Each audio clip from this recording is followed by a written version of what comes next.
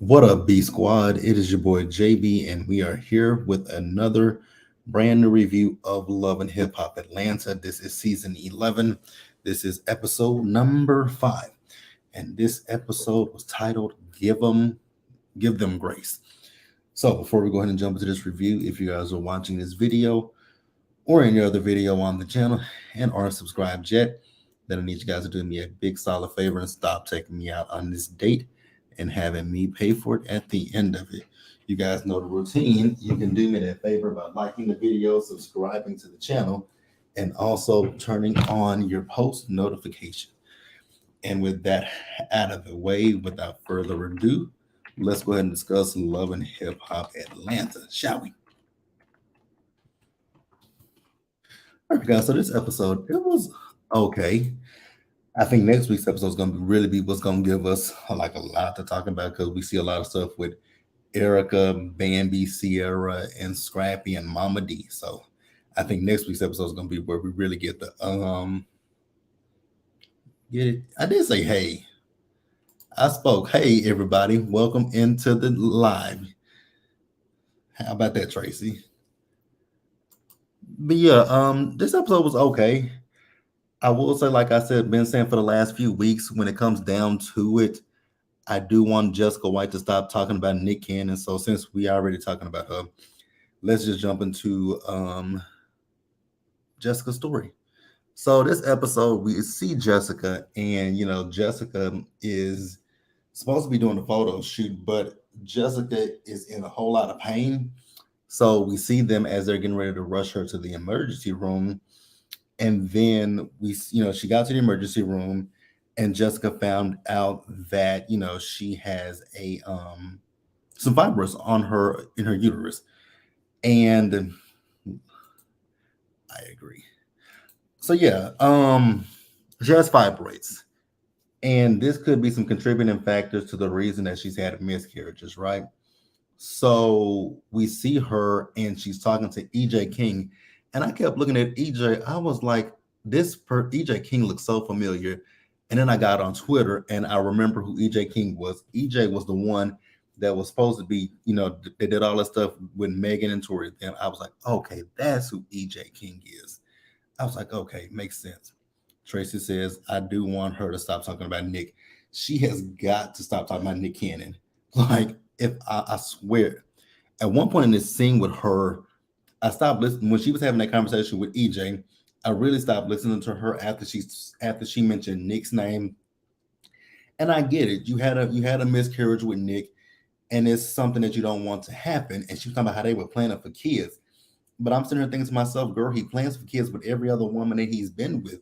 So him planning for kids with you doesn't mean you're special. I hate to tell you that, baby girl, but you're not special because he plans for more kids with you. This man has how many kids? What, 12 kids now with how many different women? So hate to tell you, but you're not special, boo.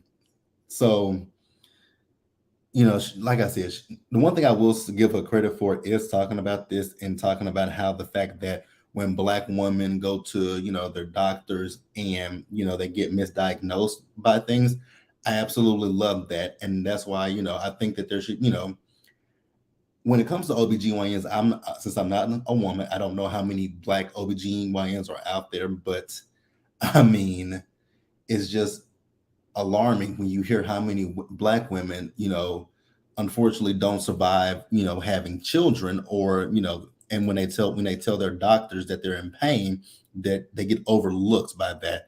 So I will say for her, I liked her bringing that part up about how Black women go undiagnosed as compared to their counterparts, right? I definitely love that. But as far as her bringing up the Nick Cannon situation, at this point, I really just need her to stop with Nick Cannon. And honestly, my real question with Jessica is, why is she even on this show? Like, I'm still not understanding what brought her to Love and Hip Hop. And that's her whole entire storyline. It really is. That is because that is all she's mentioned since we're on episode 5. And I don't know anything about Jessica besides what happened in this episode with the fibroids. And we did see her as she went to a Black OBGYN. Now, I was thinking to myself, you're in Atlanta. I know of 2 OBGYNs down there, Dr. Simone and Dr. Dr. Simone and Dr. Jackie. So you didn't think to go to either one of them, but I mean, it is what it is, right? Tracy says, why didn't Nick have her sign in India? I wish he did at this point, because at this point, I don't know. I mean, we could start a drinking game each time she brings up Nick's name, and I'm pretty sure by the end of the episode, actually, we'll be drunk by the time she finishes her scenes. Tracy also says, is she saying Nick Cannon is hip hop? Since when? Girl, Nick Cannon ain't been nothing. I mean, what he's tried to have a few songs out there, but they ain't never stuck. But I mean, I guess that's what her claim to hip hop is Nick Cannon. Aside from her trying to be in the studio, and we ain't even heard nothing else from that with her studio session. I just really want Jessica to get off this show. I don't know who reached out to her or why they reached out to her, but the storyline for me is just falling completely flat. For the life of me, I've had enough of hearing about Nick Cannon. I've heard that man's name more than I've seen his name in the blogs lately, and I haven't saw him lately in the blogs, and I don't want to. But yeah, when she went to go see the doctor, she asked the doctor, could she have, with them removed, she has a cyst, and then she has her the fibroids, right? And so the doctor did tell her that the fibroids are more than likely what contributed to the miscarriages that she's had. So she asked the doctor, could she have kids, and she said yes, you can still have kids. Girl, listen to me and listen to me clearly, because it does not sound like you're over Nick. So I'm gonna give you some friendly, helpful advice. Don't go back to him and ask him to have a baby. That man has too many kids as it is now. And like I said in the first episode when we met Jessica, count your blessings, girl. This man has already said he can't spend enough time with all the kids that he got, which I don't know why he didn't think about that when he was creating broken home after broken home. Like there's something, Nick Cannon and all the women, including you, Jessica, y'all need to be studied, because y'all are a study in itself. Because I don't understand it. I truly do not understand what those harem of women see. Is, I mean, Nick must have some magical penis, because that's all I can come about, is that Nick must have magical penis, because the way these women just get impregnated by him is insane. It's insane. Like I couldn't imagine being a woman and having kids with a man that has 12 kids with so many different women. He's not gonna have time. Like I said earlier, Nick don't even have time for all of his kids. He's just trying to get his kids to meet for the first time. And I'm like, but you've been having kids since when? Like, and your kids are just now trying to meet you, trying to just have them meet each other. I would slap that man.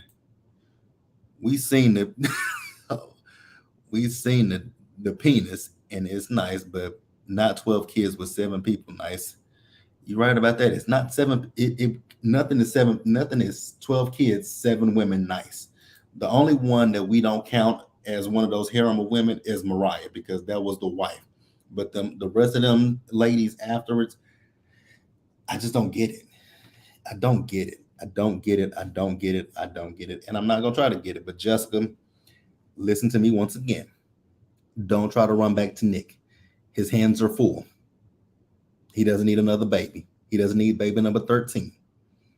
Even though I think you might be happy to give it to him, but please don't. So all right, you guys. So next up, let's go ahead and talk. I want to talk about this real quick, because I got a lot of things to say about this. So Scrappy and Chaotic. So Chaotic got a place down here in Atlanta, right? So Scrappy went over to Chaotic's place. So Chaotic is telling Scrappy that when they were down here, well, in Austin for South by Southwest, that he had kissed Amy, right? And this fool started reenacting the kiss. I was like, sir, if this is the way you kissed Amy, I would have pushed you right off of me immediately, right? So Scrappy then says that, he saw as he was all over, he kissed Amy, but he saw him all over Erica. And, Chaotic said something, and I had to roll my eyes at him when he said, granted, he's single and he can date whoever he wants to, right? But when this fool said he wants somebody that's going to treat him like the king that he is, I was like, oh my God. So the king that you are. So that just give when you say stuff like that, just screams toxic masculinity to me, and it just screams that you want a woman to basically cater to you, cook for you, clean for you, and do all that kind of stuff. That's just what that screams to me.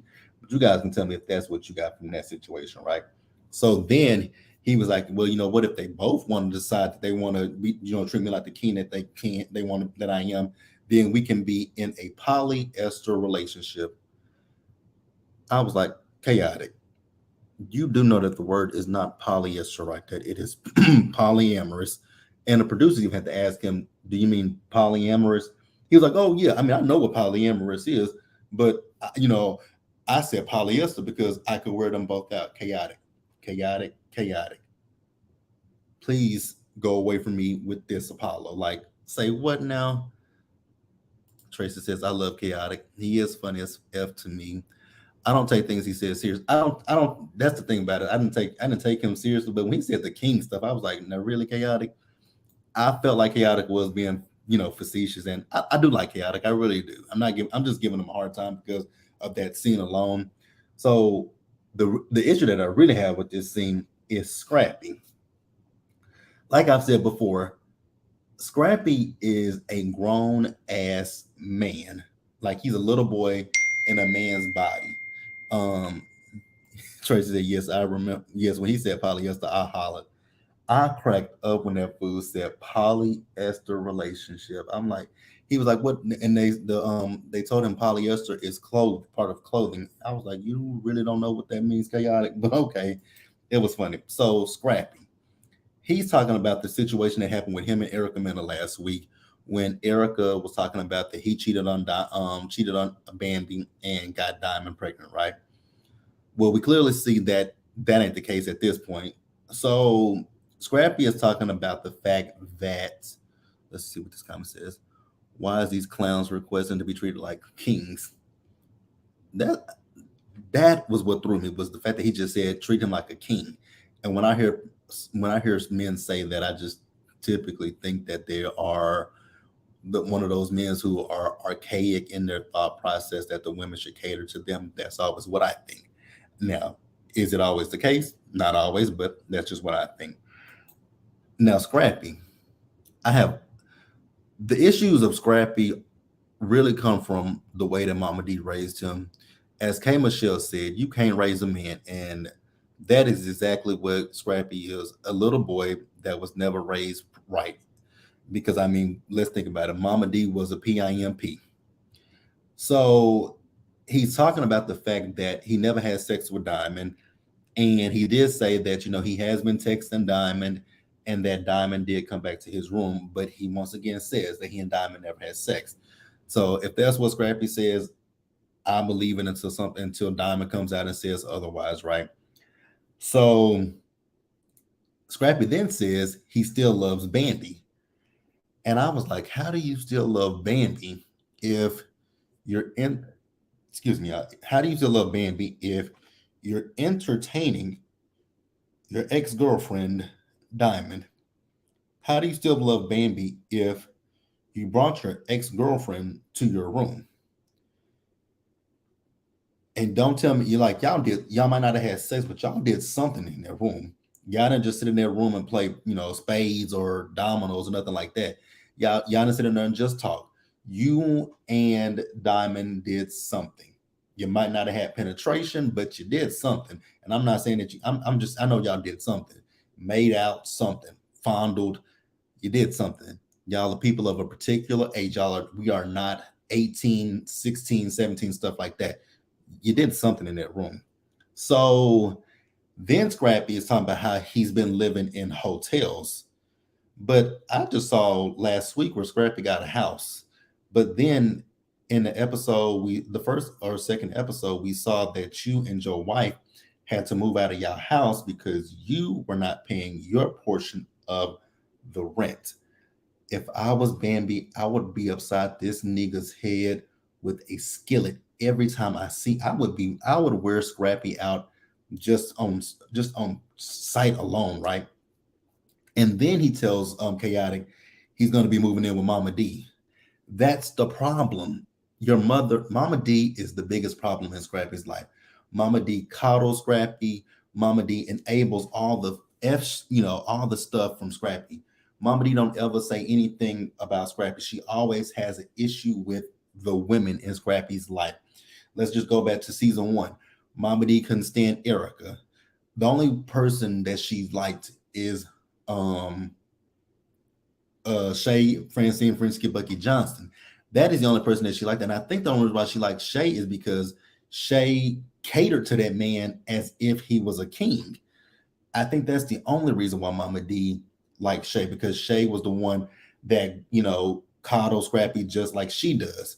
Like, Scrappy needs to grow the hell up. You got how many kids? Like, you really need to take a look in the mirror and grow the hell up.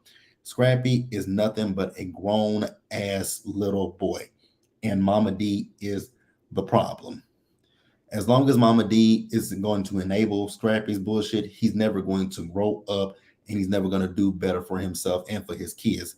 And I really do feel bad I really do feel bad because like I said, he's a little bitty boy, but he's moving in with his mama. And I'm gonna talk about this scene from the next episode when Bambi was talking about the fact that Scrappy says he don't make any money. I believe it. I can believe it. But see, that's the thing. That's the other thing. What has Scrappy done with the money that he makes from? Because Scrappy has been on Love and Hip Hop since season one. What has Scrappy done with the money that he's made from this show? Like, you can't tell me that Scrappy ain't puts. Well, I hope he would put something away, but Scrappy has some money because Scrappy got his teeth done. I can't with Scrappy. I really can't. Let me know what you guys think about that in the comment section and in the live chat. And we are going to go ahead and move over and talk about Amy real quick. So we see Amy. So Amy is back in Atlanta and she's meeting up with her sisters. And one thing I will say about Amy and her sisters, all three of those ladies are beautiful. Her and her two sisters, they're beautiful. So, they're doing, I think it looked like they were doing paintball, but they were also painting at the same time, right?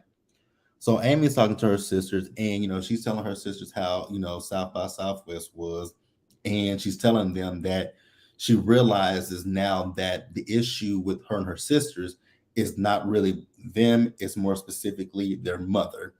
So she says that she's hired a new manager to help her with her music, so that way her mom can basically take a back seat to her career and be more attentive to her sisters. And that's exactly what her sisters were saying to their mama in the last episode when we saw them, that you focus more on Amy and you don't even think about us. Like the one sister that opened up the tattoo shop, she said her mama came and that she didn't even stay but a few minutes and she left. So that's really what the sisters are saying. You focus all of your energy on Amy, give a little bit of that to us. Tracy says Scrappy definitely has some money, but I think he spent it all on women. That's an interesting take. I wouldn't be surprised about that. But yeah, I definitely think Scrappy got some money. I do. I just think he's playing a game because he had to have something in order to get this house, or unless he put it in somebody else's name. That's the only thing I can think of. So back to Amy real quick, you guys. So Amy was talking about the fact that when she was in, Austin for South by Southwest, that Chaotic kissed her, but he's still a big flirt when it comes to Erica. The one thing I want to say about Erica Banks is a very pretty girl, right? The only thing that drives me crazy when I look at Erica Banks is the fact that these baby hairs, it's the baby hairs for me. Her baby hairs are always touching her eyebrows, and I'm like, girl, why do you want your baby hairs down that far on your eyes that they're touching your eyebrows? Is that something that y'all like, ladies? Please let me know, because I just never understand the fascination with the baby hairs touching your eyebrows. So Amy then had dinner with her mama, and she told her mom, this dinner was basically to her mama, like, hey ma, my team, they did so well for me while I was in Austin, and it went seamlessly without you being there. And her mama was like, why do you keep mentioning me not being there? And so Amy then said, well, because my team is doing everything. Hold on, let's see what Tracy says. them toddler, not baby hairs, and I will pass on the baby hairs. Yeah, because every time I look at the baby hairs, they get more outlandish. It's like I saw some baby hairs that be doing, loop de loops and all that kind of stuff, be doing spirals and all that. I'm like, wow, that's an art. I will say it's an art, but I will say it's excessive too, especially when your baby hairs are touching your eyebrows. And that is what Erica Banks's eyebrows and her baby hairs are doing. They are touching each other every time I see it. Um, so yeah, the mama felt the way about Amy telling her, that she got management to help her with the music. Her mom basically feels like she's being pushed out. And I'm like, that's not the case. I mean, you have two other daughters, and one of your daughters has a tattoo shop, and she feels like you could be a little bit more hands on with her. I think, her mom called her ungrateful, but I'm like, ma'am, how is that ungrateful if she's telling you that her and her sister sat down, they talked, and they realized what the issue is that it's you, and that you're not delegating your time effectively between all three of them. You're more specifically focused on Amy. So it's not Amy being selfish or being anything of the sort. It's her saying, okay, you know, I got the right people in place to help me with my music. So that way you've helped manage my career this far. I'm very appreciative of what you've done for me, but your attention could be better focused on my sisters and what their endeavors are. I don't understand why her mom got so mad. Let me know whose side are you guys on. Do you guys see Amy's side or are you on the mama side? For me personally, I'm on Amy's side because I really understood where Amy was coming from. Like, mama, the reason that my sisters and I mean they literally vocalized that to their mother, that the issue is the fact that you, especially when that one sister said you up Amy's crack, and that sister made that movement, like you're up Amy's butt crack so far that we don't get anything from you. So I don't understand how the mama got so upset. I'm really confused by how the mama got upset. And she literally left. What really threw me was when the mama left that food on the table. I'm like, no, ma'am, that is something we don't do. I don't give a damn how mad you are. Tell that waitress that came and got the menus to come back with a to-go box and box this up, because I'm not leaving no good food on the table. Now I might not want to eat in front of you, but I'd be damned if I'm gonna leave some food on the table. Tracy says, I think the sisters feel a way about Amy because she is doing well with money management. That could be the case, because I do remember Amy saying that when her mama gave them all the money, that the sisters went and blew their money on, clothes and all that kind of stuff and trips. That could be the case, but you also have to remember that one of her sisters said she got a tattoo shop, so she must have had some kind of money to open up a tattoo shop. Like, she had to have a little bit of money for that, because I mean, tattoo equipment is expensive as hell. So Amy might be better with money management, but I think that the sisters are finally coming around. They've gotten a little bit older, a little bit. Actually, the interesting thing is, if I'm not mistaken, Amy said the sister with the tattoo shop is the oldest. How is, never mind, I'm gonna leave that one alone, because if I say, how's the oldest one, how did you go and blow your money and your younger sister didn't? I would expect it to be the two younger sisters who would have blew their money, and not the oldest and another younger one. But that ain't got nothing to do with me. So let's move on from Amy and let's get into this exhausting scene with Spice and Shekinah and Meda. Oh God. When it comes to Spice and this Meda situation, actually, when it comes to Spice, Meda, and Carly, I'm over it already. Let's see what Tracy says. Exactly. They are just getting their stuff together. True. So yeah, the sisters are just getting their stuff together, but at the same time, the mama could, I get putting all the attention on Amy, but I mean, the mother has to figure out how to divvy up her time. Be like Chris Jenner. I might not be the biggest fan of Chris Jenner. That woman has instrumentally done a good amount of things for her daughters. She ain't my favorite person, but I got to give kudos where kudos is due. Trace also says, so the mom gravitates to Amy because she has been doing well with her money from the start. I can understand that point. I can understand it for real. So, Spice. I'm so tired of this storyline already. So, like I said last week, I can understand part of what Spice was saying, but at the same time, when it comes down to Spice and his situation with Meda, it does feel like it's what it doesn't feel like it. It's very childish, and it is also. It seems like she's trying to control who Meda is friends with. Now, Carlos, Tracy says boo and throwing tomatoes for Carly. So the situation with Meda, you guys have to let me know because I didn't finish last season. Whatever happened between that situation with Meda, Jock, and Kendra? Did that ever get situated? Because Spice knew about that, and I'm not gonna let Spice forget that you knew about that situation. But Spice is getting ready for her show, she's going on tour and she's going to be going to the Cayman Islands, right? So she's getting ready for that, and Shekinah stopped by. Shekinah, I got one question for you before I even get into this. What what does the word "please" mean? I've never heard that. I've heard of appease a person. I think you're trying to say that Meda tries to appease Carly, but appease is not a word. But Shekinah stopped by, and she was. Here's the thing: they're talking about Meda and Carly. It's like, why are y'all so fixated on this situation? If Meda wants to be cool with Carly, let her be cool with Carly, as long as it's not interfering with her friendship with Spice. As long as she ain't talking shit about Spice behind her back to Carly, then let her be friends with Carly. Let her be friends with Carly. Just because you fell out with Carly doesn't mean she has to fall out with Carly. What you can say is, don't switch up on me. Don't spend all your time, don't spend so much time with Carly and then forget about me. That is all you got to say, Spice. So Spice told Shekinah about her getting into it with Meda at the baby shower.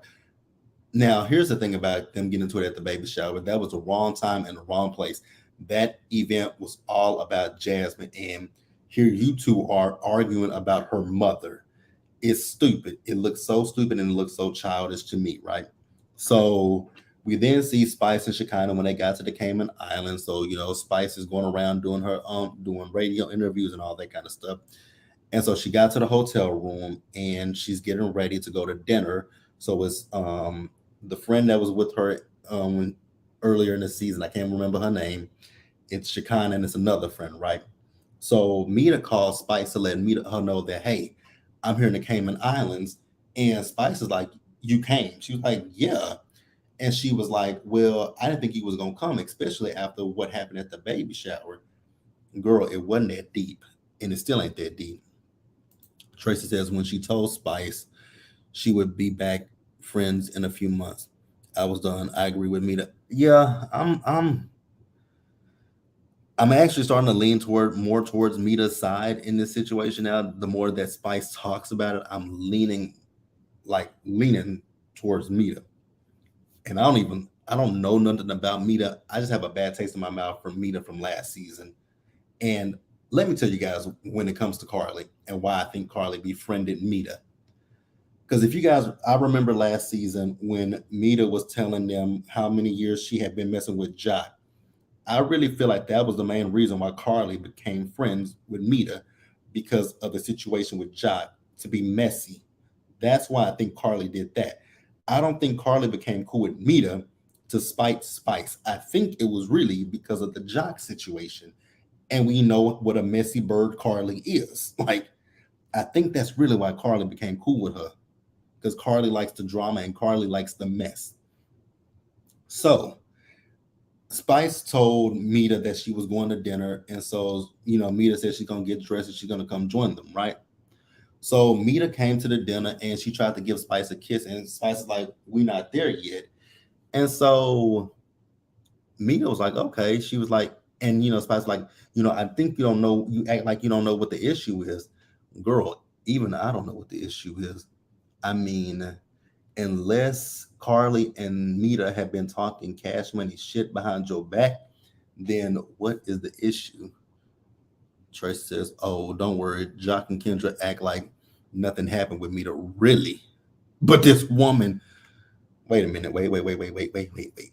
So Jock, let me run it back. Jaceel and Kendra pretend as if nothing happened with Meta, but this woman went down the whole timeline of when she was with him. Oh, Kendra is, I be trying to give Kendra grace sometimes, but I can't. Because if you're going to sit here and act like, never mind, I'm going to let Kendra make it because I still want to know what kind of lawyer Kendra is, and I still want to know if that woman still practices law. Being on this show and making herself look like a fucking fool. Because I ain't never saw somebody look so foolish in my life behind a man like Kendra. I ain't got much for Kendra. Like, I ain't got much for Kendra. Yep, Meta's lying, and they broke up and got back together. You know what? If Kendra like it, I love it. Okay, Kendra, girl, set yourself off because then he's supposed to have a baby on her, but that's neither here nor there either. So, like I said, so Spice was saying that she acts Meta's acting like she don't know what the issue is between them. But Spice, I don't think she knows what the issue is between you guys because Meta's thing was that Carly, I know you. She's a real estate lawyer. Oh, okay. She's a real estate lawyer. So she ain't okay. That's even better. She ain't. So she's just a real estate. That's even better. Yep, had a whole baby. That that was the part that really blew me was the fact that that man had a whole baby on her. She still married him, and she's still with him. Kendra, you must love looking stupid because you are an educated black woman. I'd be damn if I let anybody embarrass me the way that Jock has embarrassed you on national fucking television. Like, I'd be damn. Like, girl, I'd be hot diggity dog damn. Trey says, but Meta's lying, girl, go to hell. When they just on that show Couples Retreat, I don't really watch that. I watch it here and there. But yeah, Kendra, I hope you have a long, happy, successful marriage. Go ask Alex how they marriage lasted, how long did they marriage last, and what happened in their marriage. Because I will never forget about Alex that season with all his ex wife and all the baby mamas. Girl, first never. Oh, I was about to say something else about that too. I would never be like that man has so many kids as well, just like Nick Cannon. But hey, if Kendra likes it, JB loves it for her, right? So here's the thing. Here's the thing. The issue with Spice and Meta. I don't think Meta understands what Spice's issue is, and Spice is not articulating it well. But even if she articulated it well, it would still come off as very childish, juvenile, and stupid, right? Because you're mad at your best friend because your best friend is friends with someone else that you're not friends with currently. Say that just when you say that out loud, listen to how stupid that sounds, right?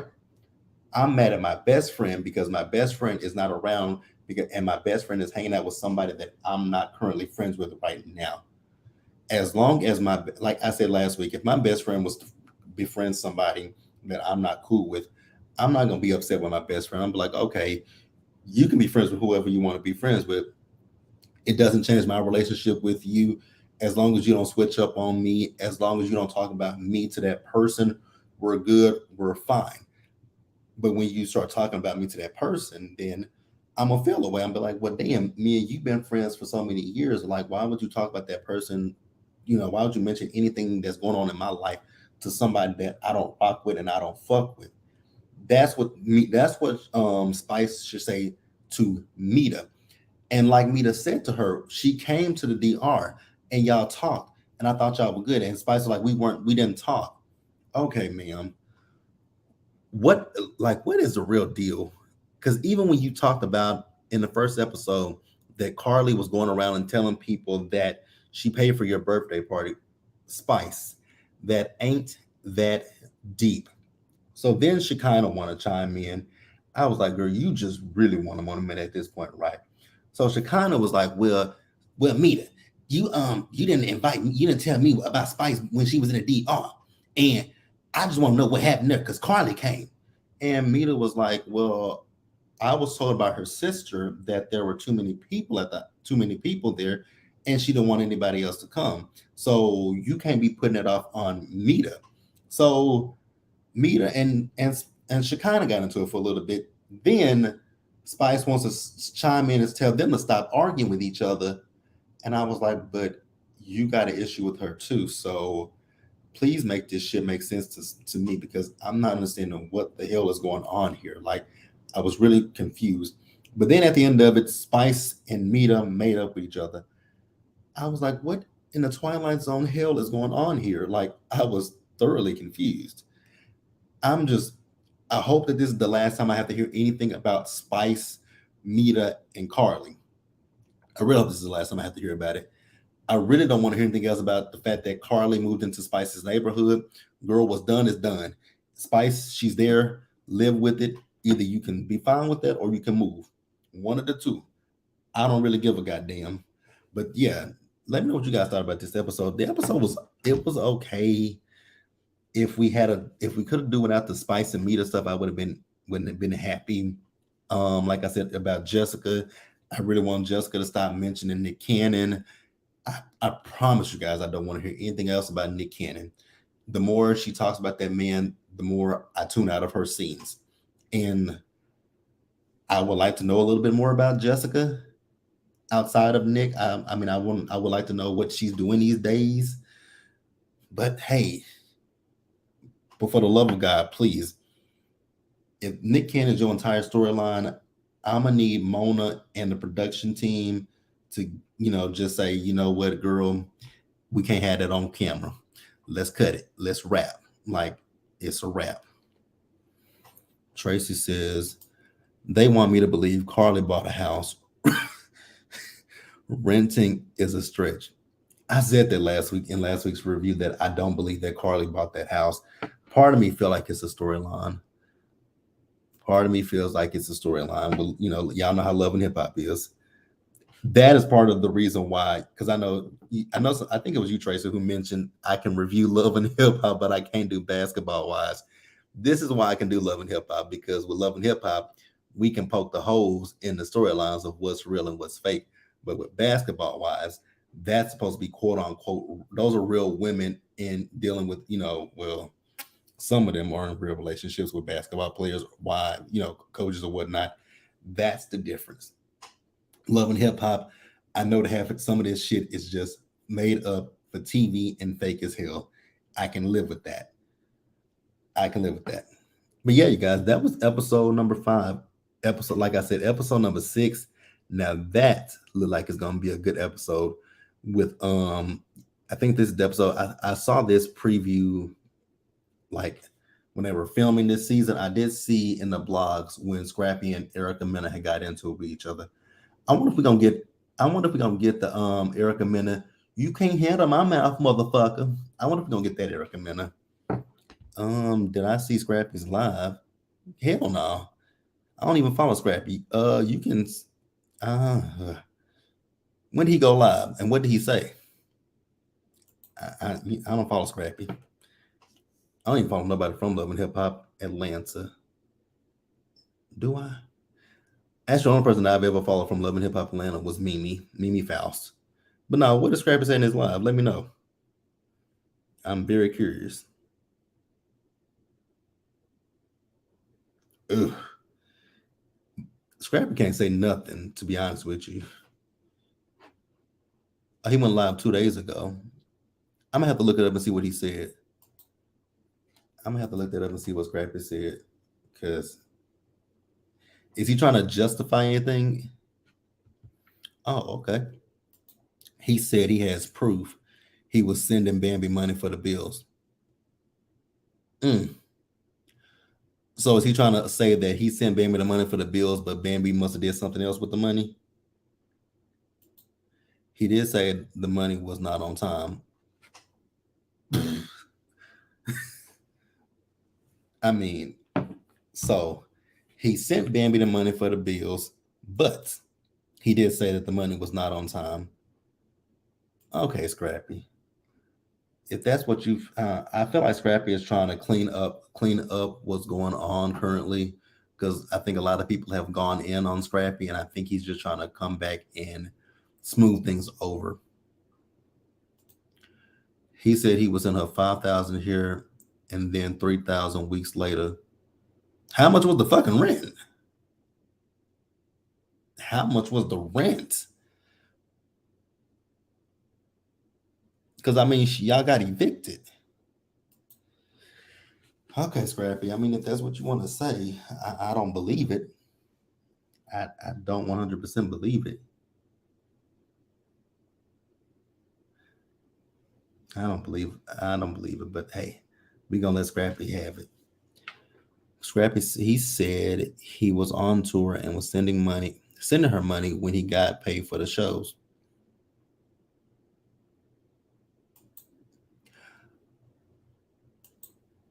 Scrappy ain't got no savings.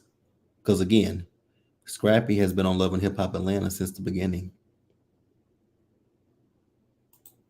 So he said he don't know what she did with the. That's what I was just about to say. When you said that, I knew that's what he was going, where he was going. He's trying to say he was sending Bambi the money, but he don't know where the money went to. Okay, Scrappy.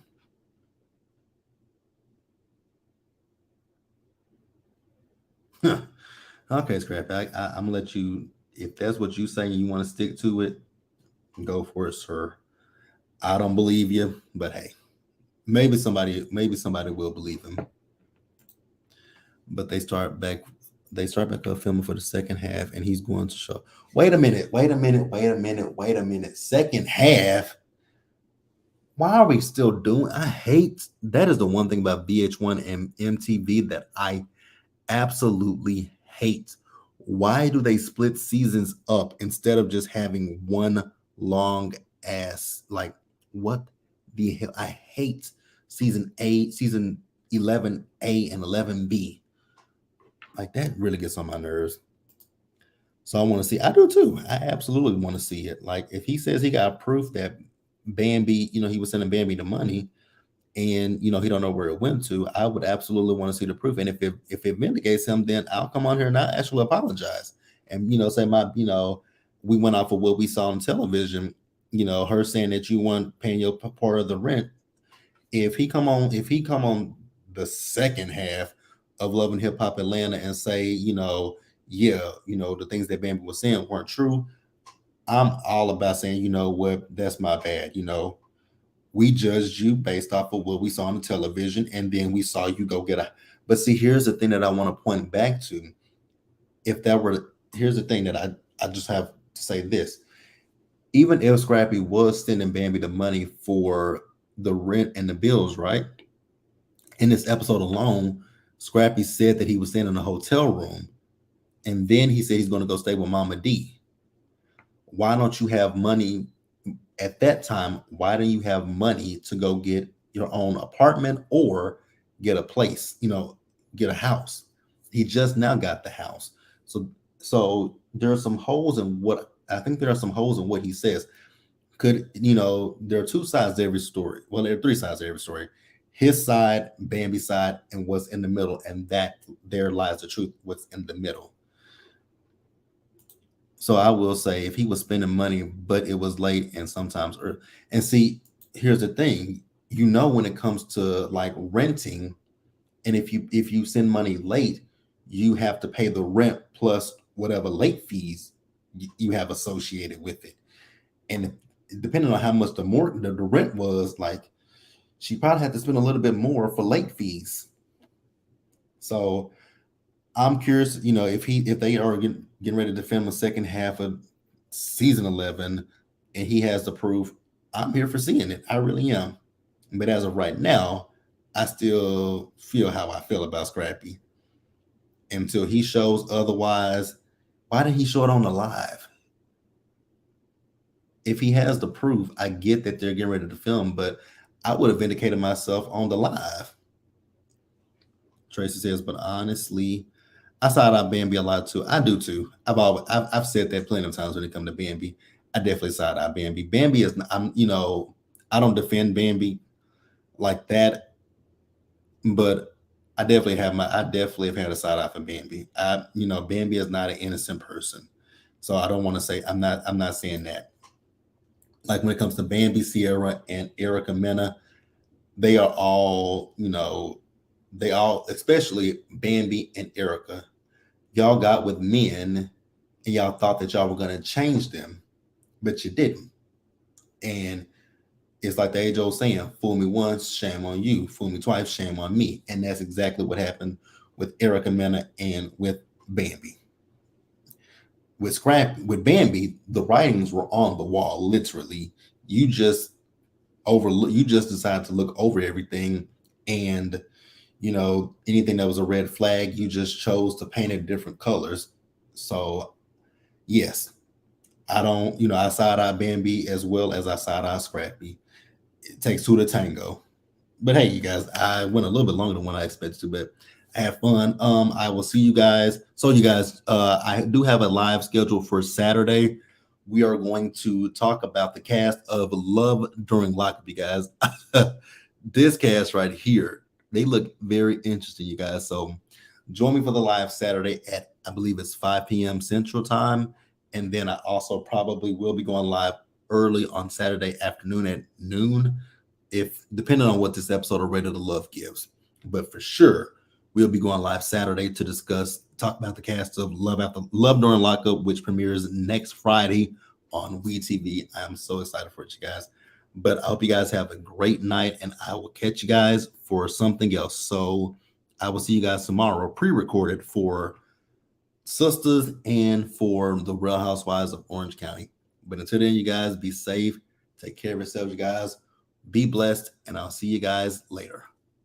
Good night, guys.